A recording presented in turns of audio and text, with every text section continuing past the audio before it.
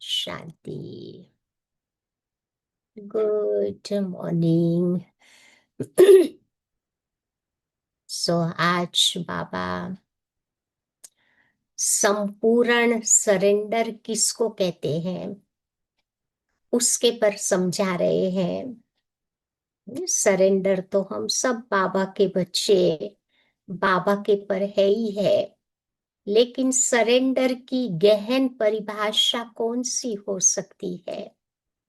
तो बाबा आज बता रहे हैं कि सरेंडर माना एक शब्द बाबा, दूसरा न कोई।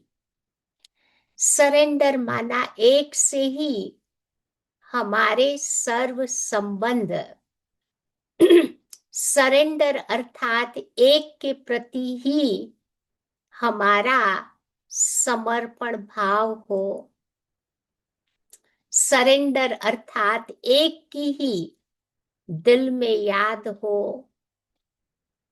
सरेंडर अर्थात एक का ही संग हो, एक से ही हमारा प्यार हो। सरेंडर अर्थात एक बल, एक भरोसा। कभी भी वो निश्चय में डाउट्स नहीं आवे। सरेंडर अर्थात एक बाबा के साथ ही मेरी रूह रूहान हो, चिट चैट हो। सरेंडर अर्थात एक के साथ ही मेरे सारे कर्तव्य हो, सेवा हो। सरेंडर अर्थात एक में ही सब कुछ हो और एक ही मेरा सब कुछ हो। सरेंडर अर्थात वो जहां रखे, जैसे रखे, जिस परिस्थिति में रखे, उसमें कोई तर्क वितर्क नहीं हो कि ये ऐसा क्यों, वो वैसा क्यों, ये जगह ठीक नहीं, ये जगह ऐसी क्यों। कोई प्रकार का क्वेश्चन मार्क नहीं आना चाहिए। सरेंडर अर्थात प्रतिपल हमारी परीक्षा है। प्रतिपल मुझे इस जीवन में सहन करना ही है। हर परिस्थिति को प्रेम से स्वीकार कर लेना। तो समर्पण हमारी स्थिति का नाम है। इसका संबंध कोई श्वेत वस्त्र या बैज से नहीं है। कई बार टीचर्स का बैच पहन लिया, सफेद कपड़े पहन लिए, अपने आप को सरेंडर समझते हैं। नहीं, वो हमारी स्थिति का नाम है। सरेंडर अर्थात मैंपन का संपूर्ण त्याग। मेरा नाम, मेरी मान, शान, पोजीशन, इन सब से उपराम हो जाना, वो है संपूर्ण स्थिति। तो बाबा कहते इस ब्राह्मण जीवन में बाबा ने हमें 8 प्रकार का समर्पण बताया है। सबसे पहला है तन का समर्पण, अर्थात हमारा तन भी बाबा की यज्ञ में समर्पित कर देना। फिर कोई सांसारिक इच्छाएं, वासनाएं, उसके लिए ये तन नहीं है, बस भगवान की सेवा के लिए है। ये भी भगवान की अमानत है। इस कलयुगी दुनिया का हम बताते ना, कितना लाइफ स्पान होता है, 40 to 45 years average life span. तो वो लाइफ स्पान तो हम सबने पूरा कर लिया। अभी जो एक्स्ट्रा बाबा ने दिया है वो उसकी सेवा के लिए है। हम सब बोनस लाइफ स्पान में है। तो ये मेरा जीवन बस भगवान की सेवा के लिए हो। दूसरा है मन का समर्पण, अर्थात हमारे मन के एक एक संकल्पों का भोग बाबा को लगाना है, वेरीफाई करना है कि मेरी जगह अगर बाबा होते तो कैसे सोचते, कैसे बोलते, कैसे करते। अगर वो सही है तो फिर वो संकल्प करता है, नहीं है तो वहीं पर ही संकल्प के बीज को समाप्त करना है। तो मन के हमारे संकल्प भी एक बाबा के प्रति हो। फिर आता है तन, मन, धन का समर्पण। जो कुछ हमारे पास है भगवान का ही तो दिया हुआ है ना। तभी तो कहते हैं ना, हे भगवान, तन, मन, धन सब कुछ तेरा, क्या लागे मेरा। तो जो धन हम कमा रहे हैं उसमें से भी सर्टन परसेंटेज बाबा की सेवा में उसे यूज करना है, क्योंकि जहां हमारा धन होगा वहां हमारा मन जाएगा।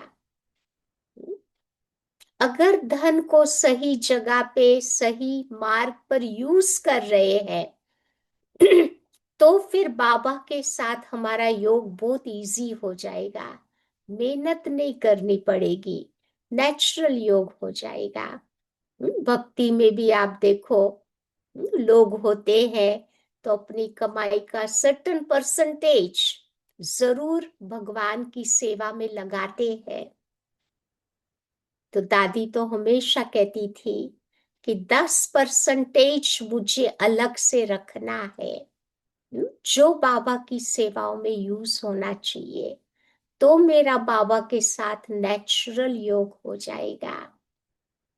फिर बाबा कहते बुद्धि का भी समर्पण, लौकिक अलौकिक ज्ञान के अहंकार का समर्पण। जो बुद्धि बाबा ने मुझे इस समय दी है वो भगवान की अमानत है, वो मेरी अपनी बुद्धि नहीं है। भगवान ने मुझे इस समय दिव्य बुद्धि दी है, तो बुद्धि का भी टोटली समर्पण। फिर आता है संस्कारों का समर्पण। संस्कार परिवर्तन भी तो एक क्रांति है ना। क्रांति में क्या होता है, विरोध होता है, बगावत होती है। तो हमें भी अपने पुराने संस्कारों का विरोध करना है, उसकी बगावत करनी है। उसके लिए मुझे क्या करना पड़ेगा, बार बार अपने ईश्वरीय संस्कारों को इमर्ज करते जाए, दैवी संस्कारों को इमर्ज करते जाए। जो बाबा के संस्कार वो मेरे संस्कार है। तो संस्कारों की, ओरिजिनल संस्कारों की, आदि संस्कारों की स्मृति मेरे रावण के संस्कारों से मुझे मुक्त करा देगी। फिर बाबा कहते समय का भी समर्पण चाहिए। जो समय बाबा ने मुझे इस समय दिया है, एक एक सेकंड वैल्यूएबल है, उसको मुझे वेस्ट नहीं बेस्ट बनाना है। बाबा तो आया संगम के एंड में, सृष्टि के एंड में बाबा संगम में आए, हम बाबा के पास संगम के भी एंड में आए। तो हमारे पास उतना समय नहीं बचा है। जो टाइम बाबा ने दिया है उसको भी मुझे सही जगह पे सही तरीके से यूज करना, वो है समय का समर्पण। फिर कर्म और कर्म के परिणाम का भी समर्पण। चलो कई बार सेवा करते हैं, एक्सपेक्टेशंस होती है, कि उसमें मुझे सफलता मिले ही मिले, लेकिन बाबा कहते सेवा की, फिर समर्पण कर दो। करण करावनहार बाबा है। चलो कभी मिलती भी है, नहीं भी मिली तो उसमें दुखी होने की कोई बात नहीं है। जो सेवा बाबा को करवानी थी, बाबा ने वो सेवा हमें करवा दी, तो बाबा को अर्पण कर देना है। और एक लास्ट समर्पण है संबंधों का समर्पण। संबंधों में भी बाबा कहते हैं लौकिकता नहीं होनी चाहिए। जहां जिस संबंध में बाबा ने मुझे इस अंतिम जन्म में बिठाया है, किस लिए बिठाया है? उनकी सेवा करने के लिए। वो मेरे लौकिक वाले नहीं है। अगर मेरा मेरा वो फीलिंग रहेगी तो फिर अटैचमेंट हो जाएगा। तो उसमें भी वो भगवान के बच्चे हैं, वो भाव क्रिएट करना है। बाबा के बच्चे हैं तो बाबा उनको लुक आफ्टर करेगा।